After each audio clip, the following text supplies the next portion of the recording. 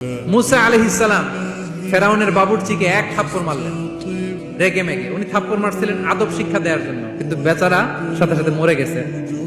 উনি মারছিলেন আদব শিখানোর জন্য, বেচারা যে মরে যাবে মুসা আলাইহিস সালাম জানতেন না।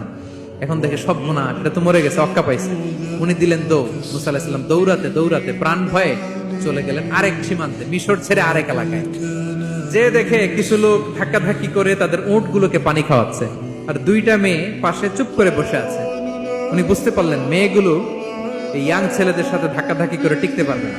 উনি এগিয়ে গেলেন, বললেন তোমরা পানি খাওয়াবা উটদেরকে? হ্যাঁ খাওয়াবো, আসো। উনি উটগুলো নিয়ে সবাইকে সরিয়ে পানি খাইয়ে দিলেন, মেয়েরা চলে গেল।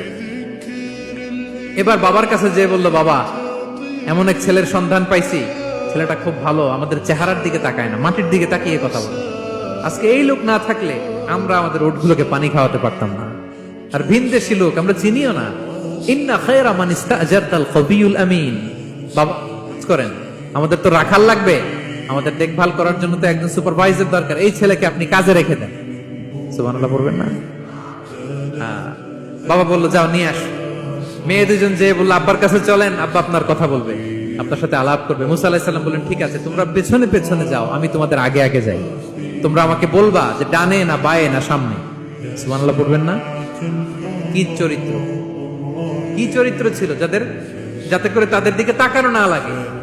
মুসা আলাইহিস সালামের নজর যেন তাদের দিকে না পড়ে। মুসা আলাইহিস সালাম বললেন আমি আগে যাই, তোমরা পিছন থেকে বলো ডানে না বায়ে, কোন গলি, কোথায় যাব। আল্লাহু আকবার। তো যাওয়ার পরে মুসা আলাইহিস সালামের সততা, এই বিশ্বস্ততা আর স্ট্রেংথ, শক্তি দেখে ওনাকে কাজে রেখে দিলেন মেয়ে দুটার বাবা। সুবহানাল্লাহ বলেন। আর বললেন এত বছর কাজ করবা, পারিশ্রমিক হচ্ছে কাজ যখন শেষ আমার এক মেয়েরে তোমার কাছে বিয়ে দিয়ে দিবে। আল্লাহু আকবার। ওনারও থাকার জায়গা নাই, আশ্রয়ের কোনো বন্দোবস্ত নাই, আল্লাহ ব্যবস্থা করে দিলেন। আলহামদুলিল্লাহ পড়ে।